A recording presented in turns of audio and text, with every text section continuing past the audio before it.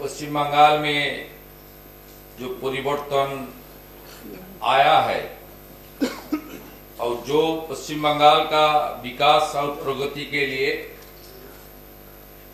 देश की साथ पश्चिम बंगाल सरकार को जोड़ने के लिए जो जिम्मेदारी मुझे मिला है, उसके लिए जिसका बहुत बड़ा रोल है मेरा बड़ा दादा जगत प्रकाश नड्डा जी, मैं मेरा दिल से उनको वंदन करता हूं, आभार प्रकट करता हूं।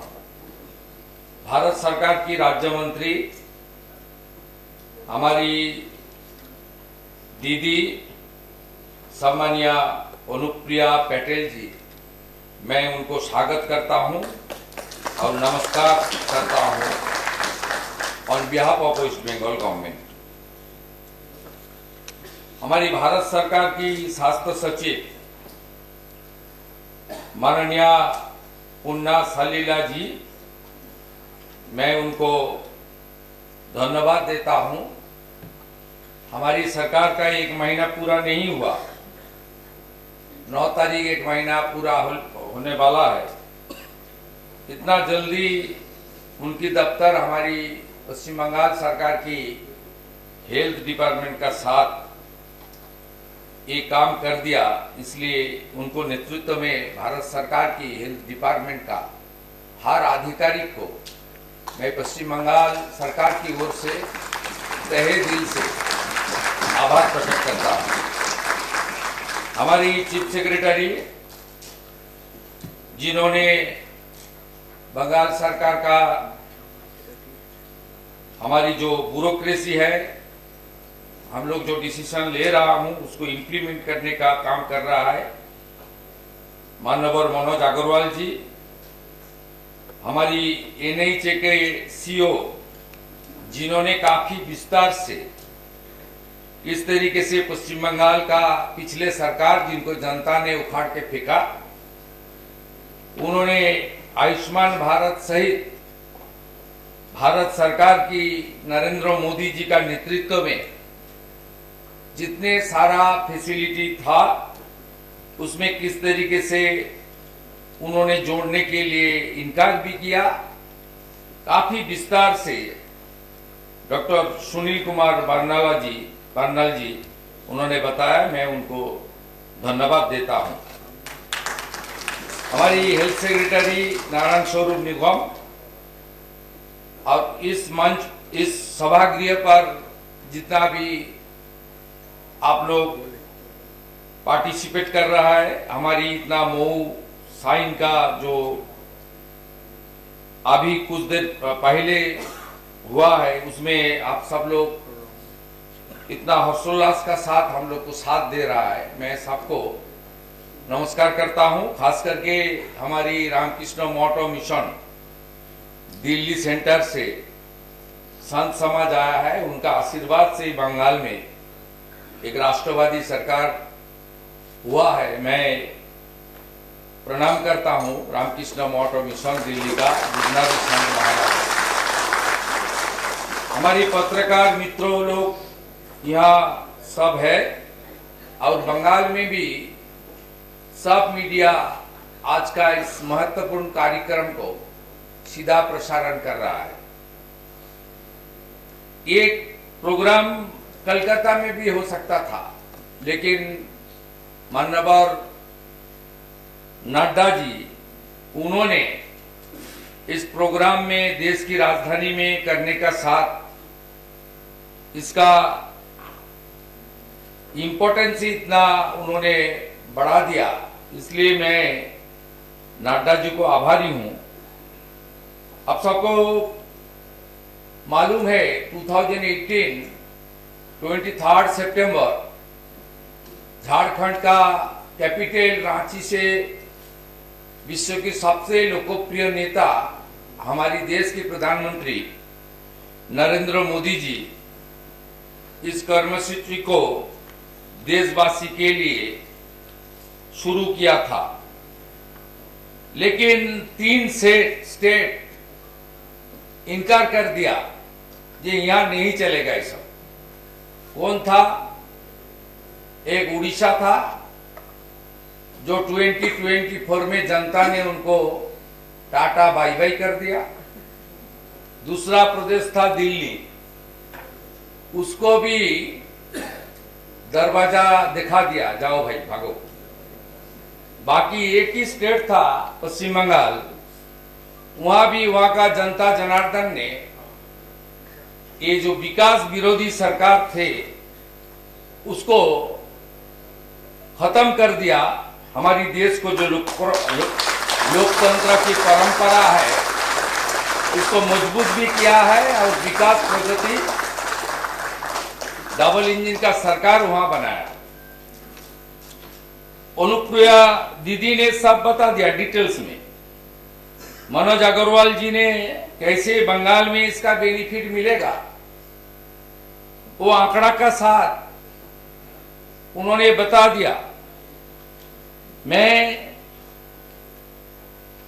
केंद्रीय स्वास्थ्य दफ्तर का साथ हमारी इस एक महीने के अंदर लोकप्रिय मंत्री नड्डा जी का गाइडेंस में क्या क्या काम हम लोग डिस्कशन किया और जमीन में उतारने का काम किया, उसमें ऊपर 2-4 बिंदु रखना चाहता हूं। कुछ दिन पहले हम लोग एक वर्चुअल किया। हमारी लोकप्रिय स्वास्थ्य मंत्री जी ने हम लोग को बताया कि नेशनल हेल्थ मिशन, इसमें पिछले 2 आर्थिक वर्ष में बंगाल सरकार कोई काम भी नहीं किया। जो गाइडलाइन यहां से भारत सरकार भेजा था वो भी लागू नहीं किया। ये लोग का सोच जो पिछले वाला थी, उनका सोच आप समझ लीजिए। आयुष्मान मंदिर लिखा हुआ था, बोलो मंदिर क्यों लिखा गया नहीं करूंगा। सोच किस तरीके से थी। एनएचएम के अंदर इस साल पश्चिम बंगाल सरकार को पूरा मदद करने के लिए भारत सरकार ने आगे आया और इतना कम दिन के अंदर 527 करोड़ उन्होंने पश्चिम बंगाल सरकार को ट्रांसफर भी कर दिया। ये डबल इंजन का सुफल है। ये डबल इंजन का सरकार कैसे चलता है, कैसे काम करता है, इसका एक बड़ा उदाहरण है। हमारी इस साल आयुष्मान भारत का एग्रीमेंट आज हो गया। 1,43,00,000 फैमिली बेनिफिटेड होगा। इसके अंदर सुनील जी ने बताया क्या क्या ग्रुप को हम लोग इंडिविजुअल कार्ड डिस्ट्रीब्यूट करेगा। और नड्डा जी का दफ्तर, अनुप्रिया दीदी का दफ्तर 976 करोड़ उन्होंने सेंट्रल का जो हिस्सा है वो भी एलोटेट कर दिया बंगाल के लिए। इसलिए भाषण और पेपर्स नहीं, जमीन में काम को किस तरीके से उतारना चाहिए, मोदी जी का नेतृत्व में भारत सरकार एक सब काम कर रहा है। उन्होंने एडवाइस दिया था, हमारी 14 इयर्स का जो बहन है, बेटी है, HPV वैक्सीनेशन चालू करे। पूरा देश में फरवरी महीने में कंप्लीट हो गया, फरवरी मार्च में। बंगाल में जो सरकार को जनता ने रिजेक्ट कर दिया वो ये भी चालू नहीं किया। 7.5 लाख से ज्यादा वैक्सीन का डोज अलॉट हुआ, लेकिन वैक्सीनेशन प्रोग्राम चालू नहीं किया। हम लोग ने इसको चालू कर दिया। ये आंकड़ा भी बता दिया, सुनील जी ने बताया कि किस तरीके से बंगाल सरकार HPV वैक्सीनेशन का काम कर रहा है। टीबी मुक्त भारत, उसके ऊपर हमारी सांसद विधायक को कैसे जोड़ना चाहिए उसका एडवाइस भी ऑनरेबल हेल्थ मिनिस्टर ने हम लोग को दिया था, वो भी हम लोग पिछले सैटरडे हमारी सचिवालय में व्हाट्सएप करके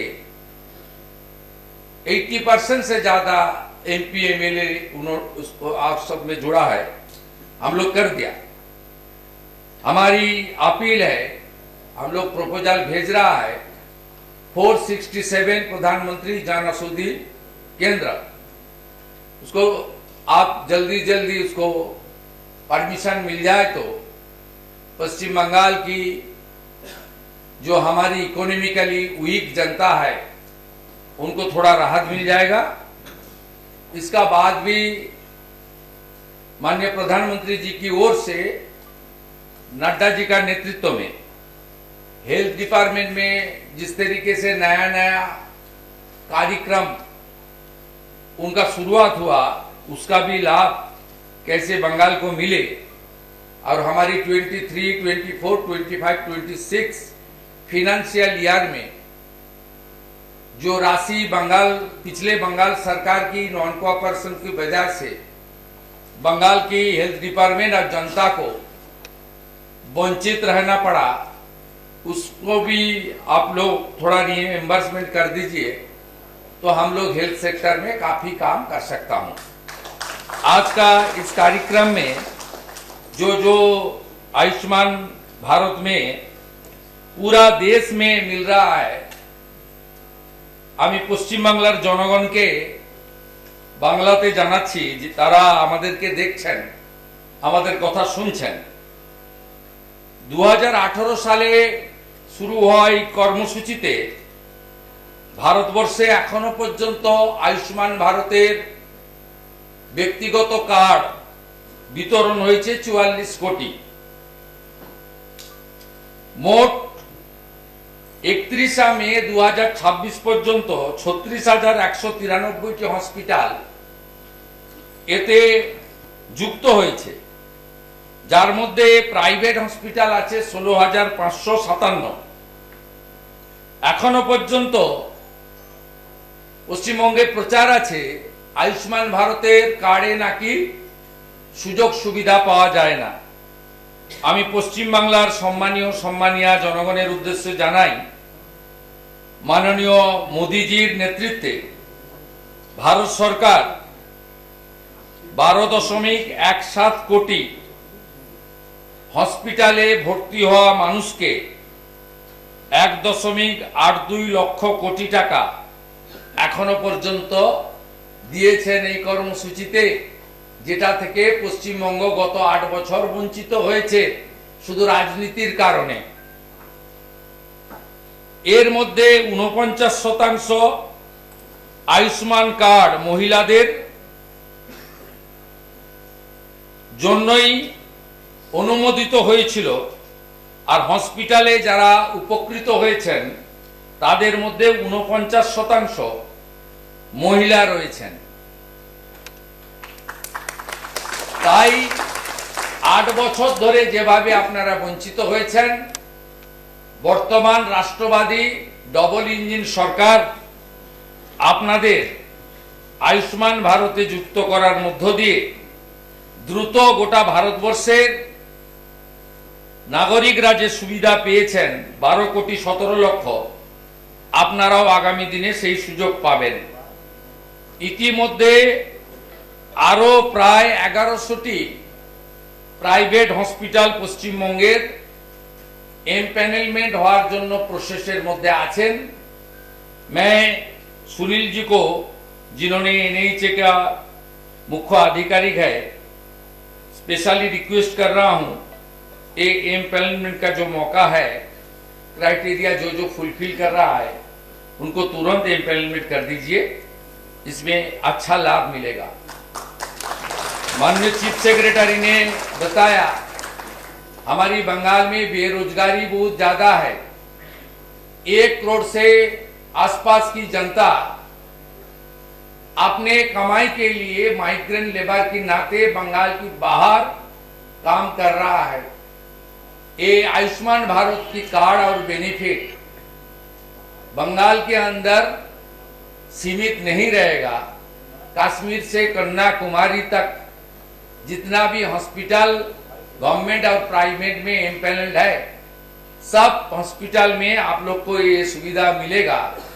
इस हॉल में बहुत सारा बंगाल का आदमी है जो